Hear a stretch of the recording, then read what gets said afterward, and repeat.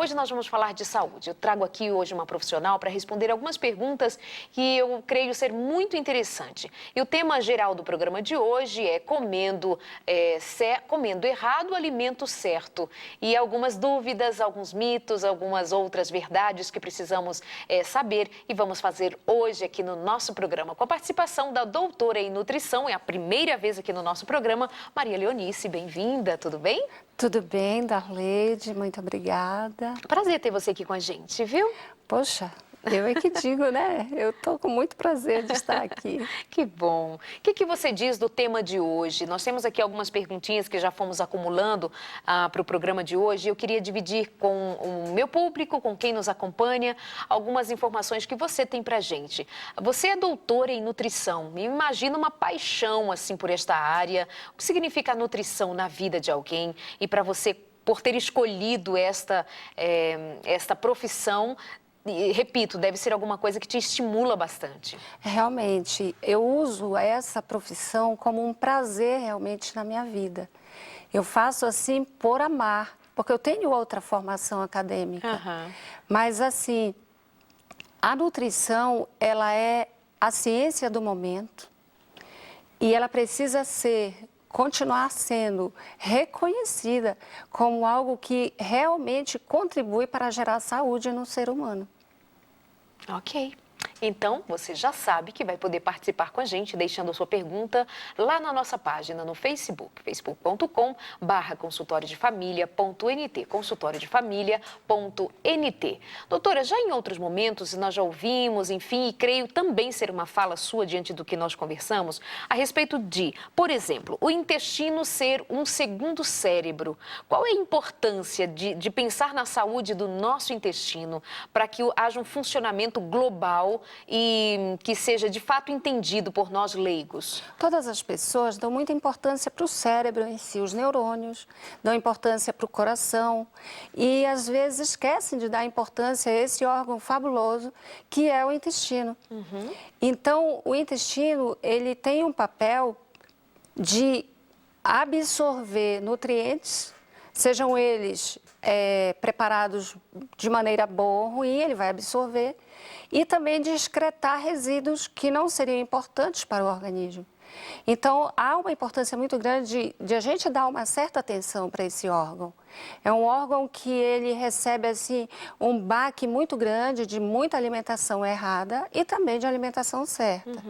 Então, a gente precisaria estar dando realmente um suporte alimentar para ele, porque ele tem um movimento.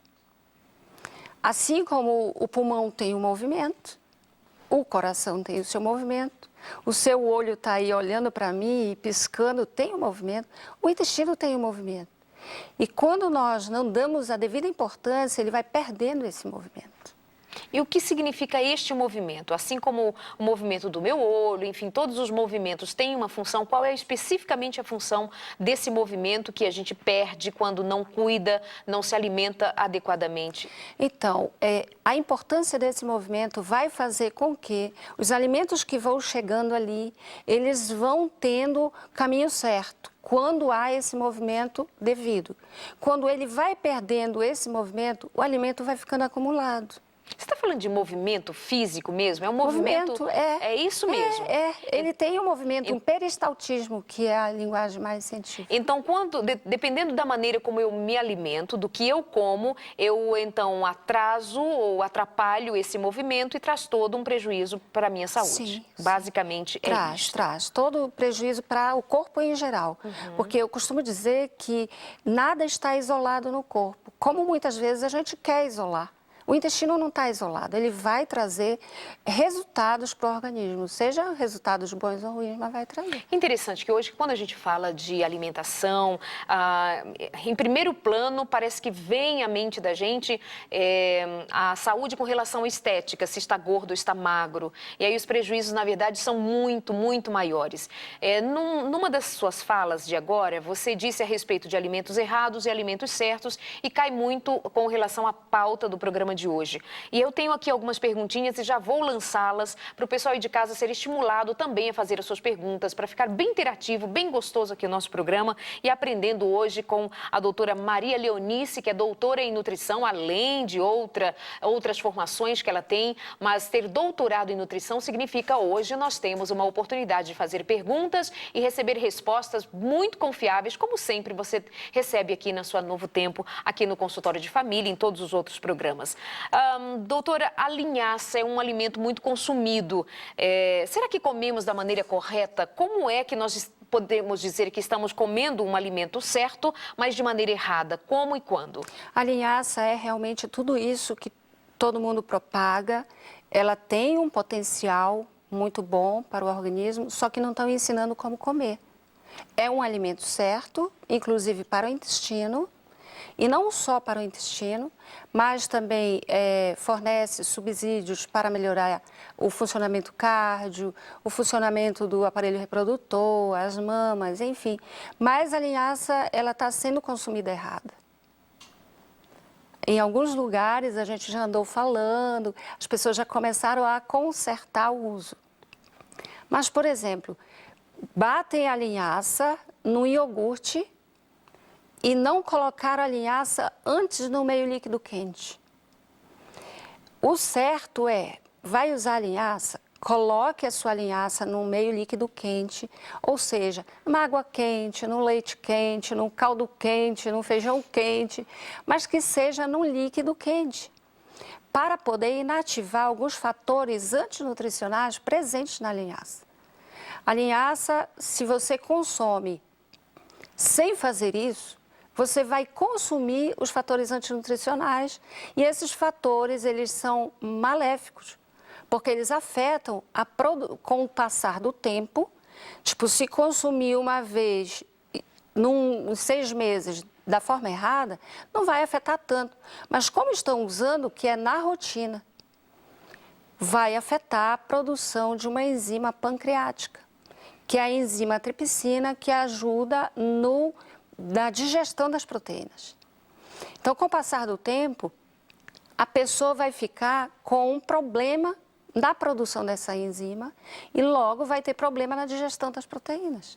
Tudo porque comeu uma linhaça de maneira errada. De forma errada. Então, o certo é sempre colocar a linhaça no meio líquido quente. Passa quanto tempo? Deixa quanto tempo? Fica de molho ou não precisa? O mínimo de 30 minutos para poder esfriar e aí a pessoa vai poder utilizá-la no liquidificador, no iogurte que queria colocar, mas ela vai ter que inativar esses fatores. Ok. Alguém me perguntou aqui, alguém, né? Alguém que tem nome, a Deise me perguntou aqui no ponto. E o que dizer da farinha de linhaça? Vai fazer também a mesma coisa? O pessoal normalmente bate a linhaça, fica o pozinho, etc. O que dizer disso e como utilizar? A vida corrida, né, esse imediatismo, as pessoas querem algo muito prático. Então, eles compram a linhaça, trituram, guardam e pegam a farinha da linhaça para utilizar. Se você triturou hoje ou ontem, tudo bem que vai usar, não vai estar rancificado. Mas se você coloca a linhaça triturada, guarda no pote, para ficar consumindo, ela vai rancificar. Porque a linhaça tem um óleo, e aquele óleo presente, triturado ali, rancifica, e o ranço é cancerígeno. Então, seria bom comprar a semente, guardar a semente e quando for usar, coloca de molho no meio líquido quente e depois tritura. Mas ela, como é que tritura depois sem ficar amolecida? Afinal de contas, ela vai molho. ficar mole, ela vai ficar gosmenta, com aquela sensação de que estufou, abriu, né? A semente se abre e aí ela vai ficando estufadinha. Mas aí a pessoa não consegue consumir daquele jeito porque vai sentir fortemente na boca. Então, se ela não se adaptar a isso, ela tritura, que ela não vai perceber nem a gosmina nem o fator fibra da linhaça. Ok. Mas não guarda por muito tempo, não faz farinha para guardar por muito tempo, rancifica, é cancerígeno, é assim que funciona. Tá muito na moda a chia. O que dizer da chia? A chia é um produto de um outro país. nós temos aqui no nosso país produtos idênticos que vão fornecer os mesmos nutrientes. Mas a chia, porque ela tem um teor a mais de ômega, mas consuma a linhaça, que também tem ômega. A chia é boa, tá? Mas assim, ela onera, a pessoa vai ter que gastar um pouquinho mais para ter a chia. E você vai gastar menos utilizando os produtos nossos, nacionais. E alcança o mesmo objetivo. E alcança o mesmo objetivo. Então tem mais propaganda do que qualquer outra coisa. O país, dono dela, né?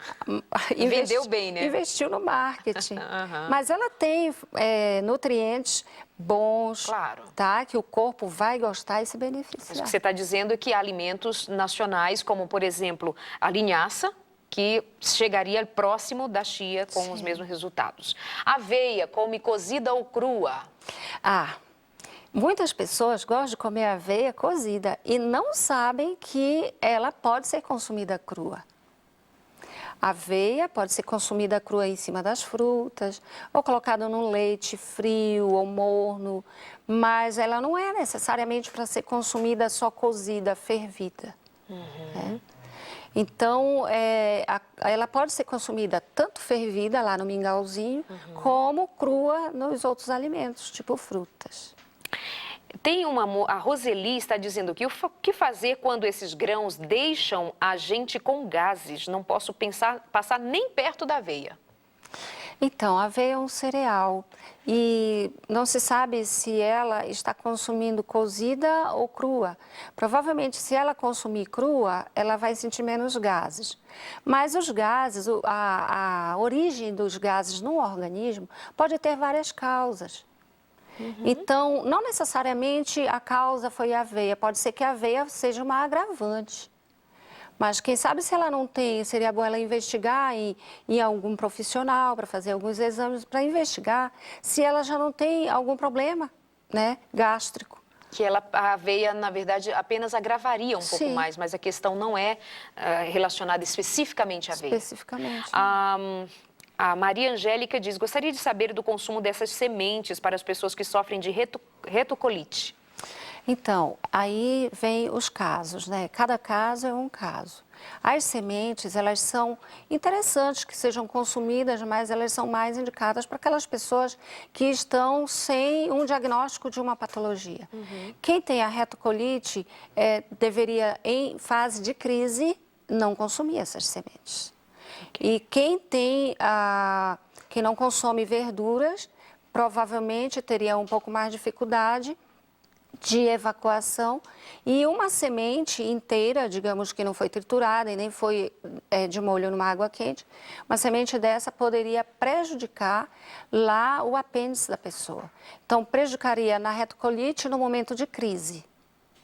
Saiu da crise, tratou, saiu da crise, aí vai consumir as sementes de forma correta, colocadas na água quente, enfim, para elas incharem, aí não iria afetar ou entrar em crise na retocolite. Então, só não é indicado em período de crise. Passou a crise, a alimentação saudável de maneira correta. O que dizer? Tá na modinha do glúten, né? Porque se fala hoje tirar o glúten, não comer glúten, porque eu quero viver 150 anos, tiro o glúten. O que é o glúten? É verdade? É mito? O glúten, ele é realmente verdade para aquelas pessoas que já têm o diagnóstico de ser um intolerante ao glúten. Mas aquele que ainda não tem esse diagnóstico, fica suspeitando do glúten, o que é mais prejudicial mesmo atualmente é o trigo, as modificações que o trigo sofreu e está sofrendo e chega na nossa mesa. Então, ele tem componentes, o trigo tem componentes que está mais sendo prejudicial do que propriamente o glúten. O glúten é a proteína do trigo. É uma proteína mais dura, mais rija, mas o que está compondo o trigo em si está prejudicando mais do que propriamente o glúten. Mas se a pessoa já tem um diagnóstico do seu profissional que ele é intolerante ao glúten, não tem que teimar, tem que obedecer e não comer. É fatal, né? Aquela aveia mix 7 grãos é de fato melhor que a aveia comum? Diante de tantos tipos de aveia, qual é o melhor? Flocos finos, flocos grossos? É verdade, tem uma variedade grande, né? O que dizer? Então, aveia flocos finos. toda a aveia, flocos finos, flocos grossos, é saudável. O que a gente pode é desconfiar, não vou afirmar, Sim. mas assim, pode-se desconfiar que aquela flocos finos possa haver alguma outra mistura de outro amido. O que já não pode estar, não acontece em geral com os flocos grossos. É mais seguro flocos mais grossos. seguro. Aí pode comprar os flocos grossos e bater em casa, né? Triturar Sim, um pouco mais em casa. Que gerar a trituração tritura em em casa. Suco verde ainda está bem na moda também. Suco verde funciona, o tal do detox. Então, o suco verde funciona, mas o que funciona mesmo é a gente aprender a comer saladas. Estão batendo, né, as saladas e gerando um suco verde. E às vezes a gente, nesse suco verde, mistura tanta coisa. E numa salada, você iria misturar de 3 a 4 variedades e iria ter uma digestão melhorada. O suco verde é bom, mas o detox mesmo é você comer alimentos mais saudáveis, sem muita mistura. Mas e se o indivíduo joga lá, sei lá, 3 tipos de folhas, uma fruta e põe uma aguinha, bate, tá super natural, assim. Ainda assim seria melhor comer a salada? Sem a trituração seria melhor? Seria melhor nós aprendermos a comer a salada, mas aquele que não gosta de comer salada vai ter que utilizar esses recursos. Tá bom, ainda bem, né? Que aí não fica tão difícil assim para quem não gosta da salada, né? E hoje já tem salada em pó. Cenoura em pó, brócolis em pó. Verdade. Entendeu? Para facilitar aqueles que não gostam de comer salada. Mas, gente, vamos aprender a comer o que in natura, que é melhor pra gente. Eu já estou entendendo o que é melhor pra gente. E sabe o que é, Darleide? Viver tomando suco. Para que serviriam os dentes? Teria que todo mundo ser desdentado? Não, né? Uhum. A Márcia pergunta assim, doutora, os grãos absorvem o açúcar? Como assim?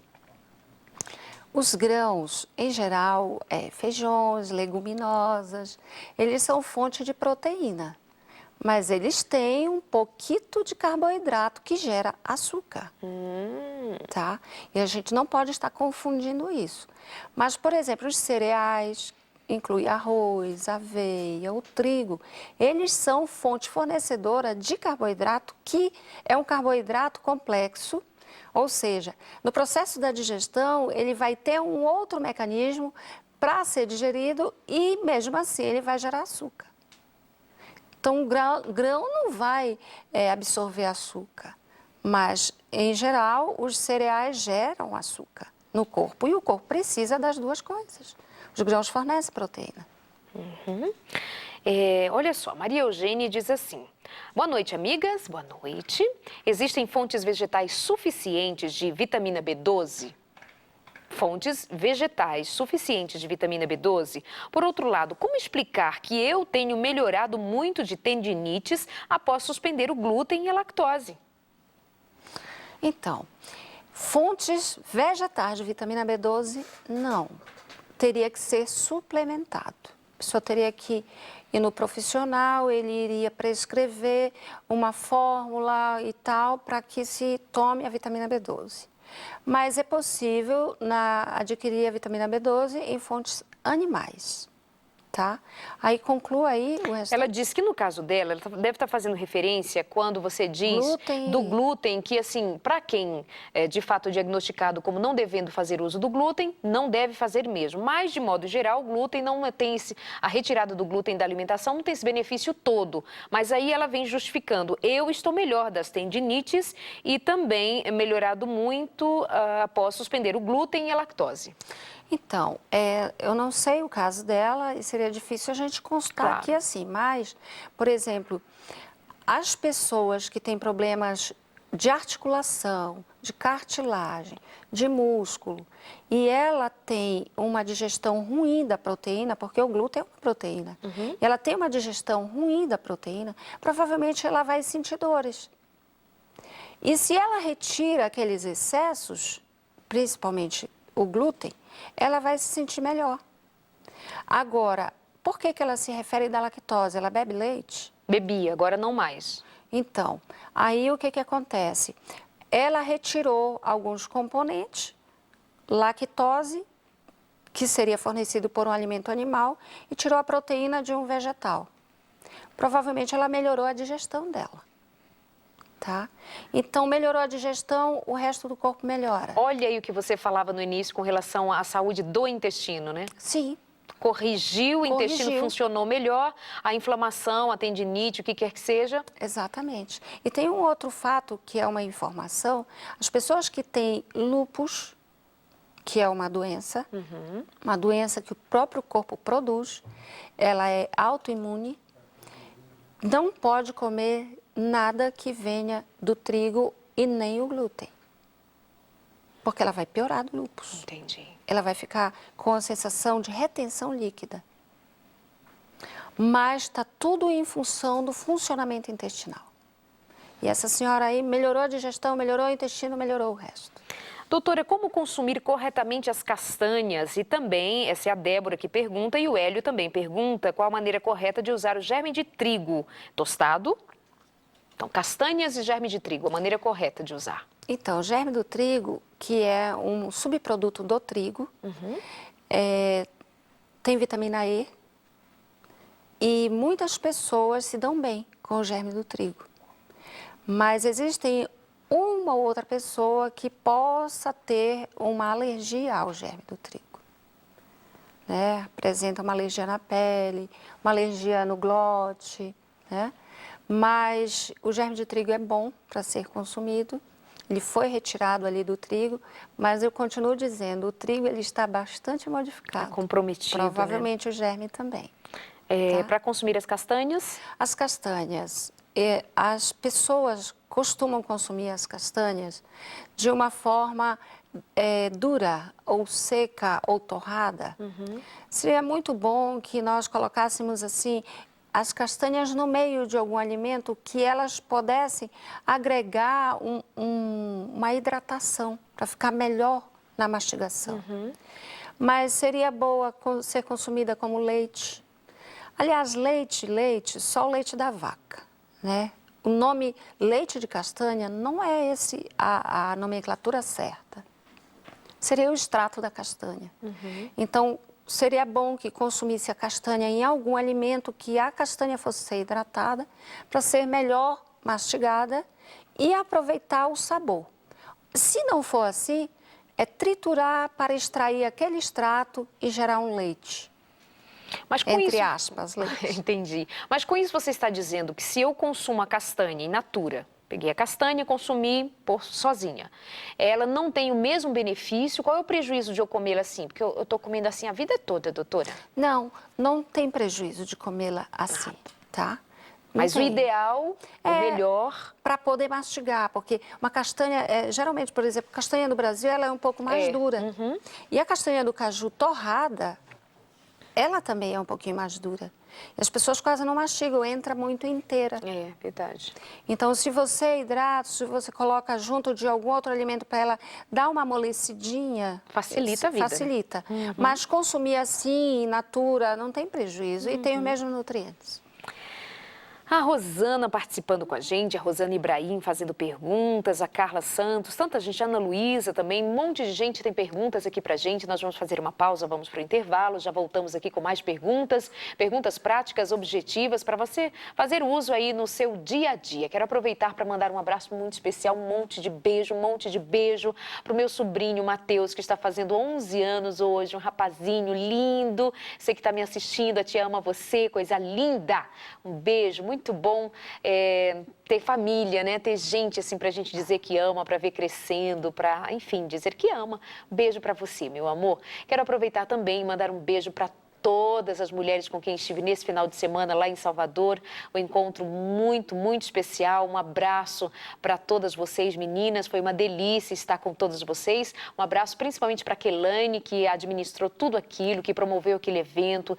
E eu tenho certeza que Deus foi honrado com todas aquelas vidas sendo alcançadas pela palavra de Deus, todas aquelas mulheres lindas de Deus. Um beijo.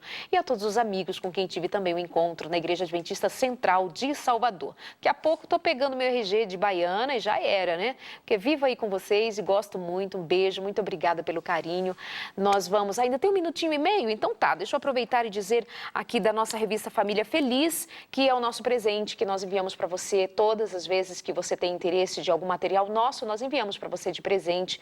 E aqui está a revista Família Feliz. E eu tenho o maior carinho de indicar que você tenha em sua casa. Como que você faz? Acesse o nosso site, novotempo.com/consultório, e ali você vai encontrar um banner com a revista Família Feliz. Clica, vai abrir-se um formulário, você preenche, manda para nós, claro, ali via internet mesmo, e nós vamos enviar pelo correio para você a revista Família Feliz. Tudo bem assim? Combinado dessa maneira? Nosso intervalo é bem rapidinho, já voltamos aqui com a doutora em nutrição, Maria Leonice. Você manda sua pergunta, ela responde de aqui e a gente faz esse programa gostoso com sua companhia. É rapidinho e nós já estamos de volta. Até já!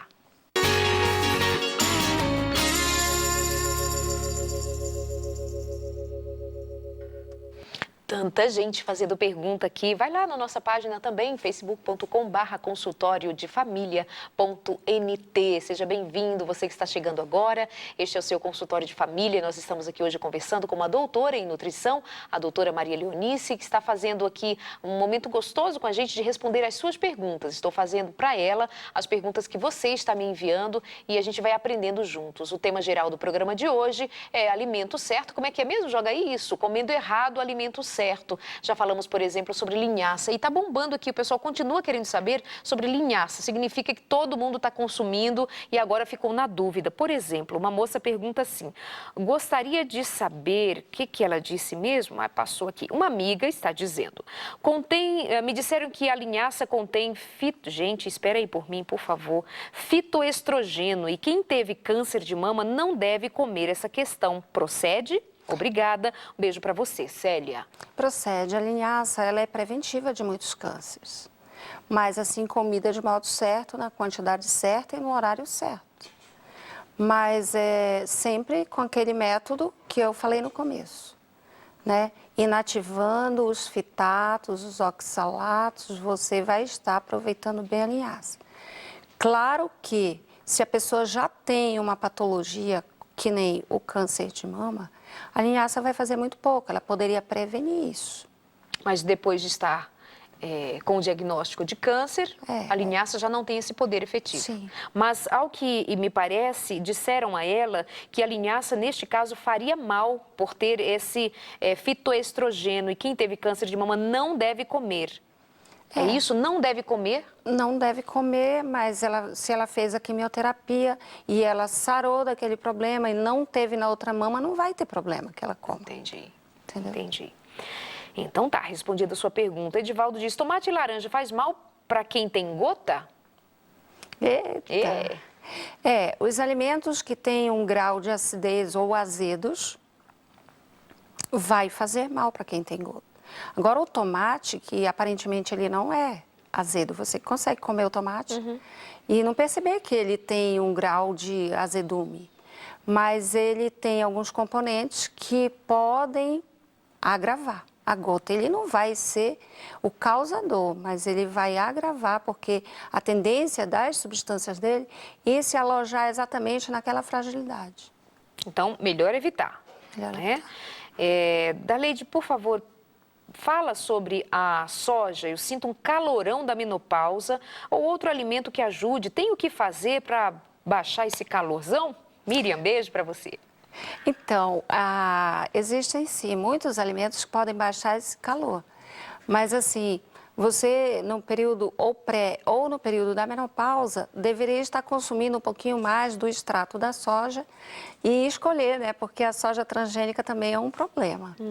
Mas assim, utilizaria o extrato da soja, de uma soja orgânica, para que você consiga passar por esse momento de transição, né?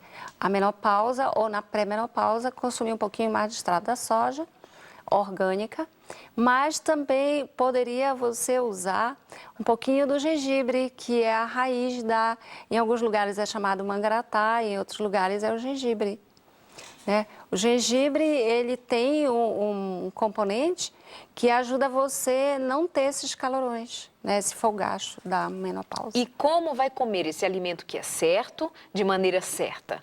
Então, o gengibre, para quem tem algum problema de estômago, por exemplo, gastrite, úlcera, a pessoa deveria consumir o gengibre cozido, fervido.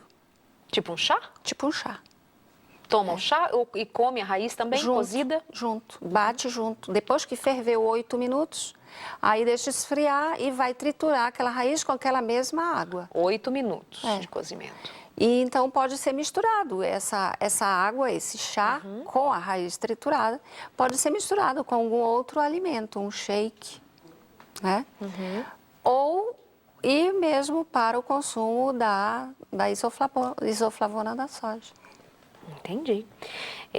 Boa noite. A família tem mais uma dúvida. Como deve ser consumido o farelo de aveia? A diferença entre as outras formas? Nós falamos bastante sobre a aveia agora há pouco, né, Débora? Mas assim, como você deve consumir o farelo de aveia? Melhor consumir aveia, não?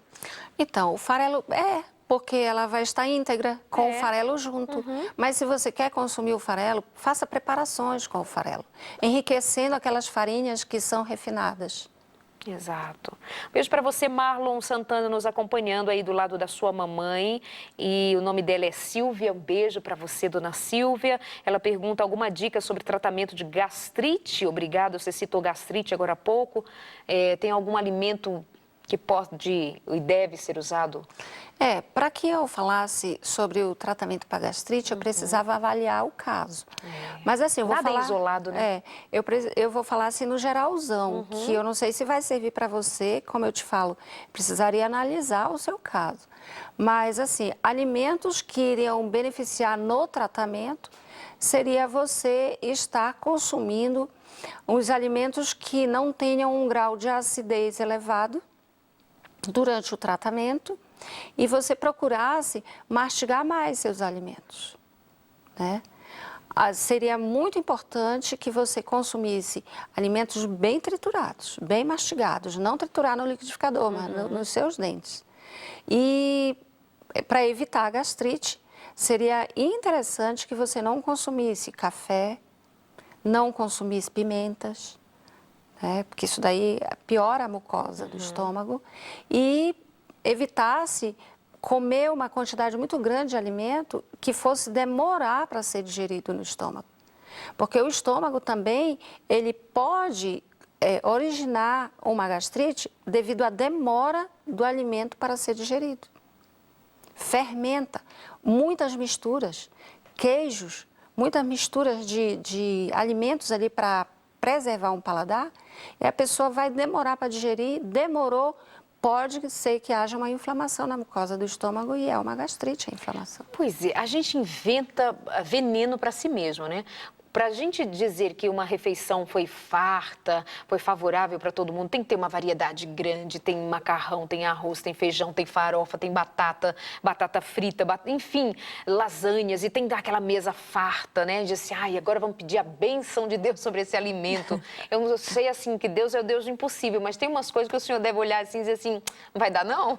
Porque assim, vai matar você, meu filho. Quando a gente deveria se alimentar de algo mais prático, mais leve, não é? Como é que funciona isso? Quando você fala de misturas, é dessa mistura mesmo de alimentos? Muitas preparações e aquela preparação com muitos ingredientes para dar um paladar e agradar as pessoas.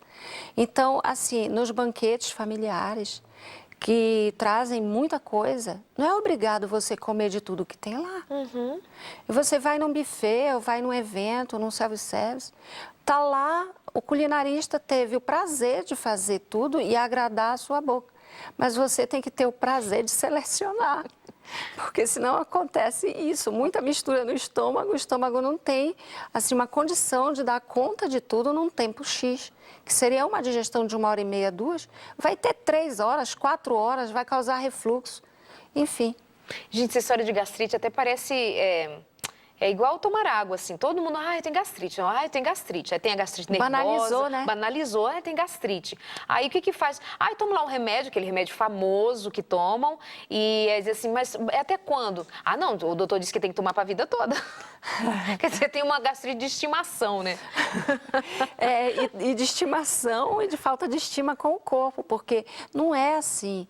Não adianta você tomar um remédio a vida inteira e a vida inteira comer errado. Não é inteligente isso, né? Seria bom que você consertasse o que come. Consertando o que come, cura? Cura. A gastrite, sim. E outros males também, E né? outros males também. Doutora, tem gente que diz assim, olha, se eu modificar minha alimentação, tá, tudo bem, vou ficar curado, mas vai demorar muito. É verdade que o tratamento natural demora muito para dar resultado? Olha, Darleide, eu digo que não demora muito para dar resultado. Apesar de eu ser da área, suspeita em falar, mas eu garanto que não vai demorar muito. Você quer ver? Dá uma comida salgada para o hipertenso para ver se vai demorar para subir a pressão arterial dele. Olha o efeito. É rápido. É rápido. Dá algo com açúcar para um diabético para ver o que vai acontecer imediatamente.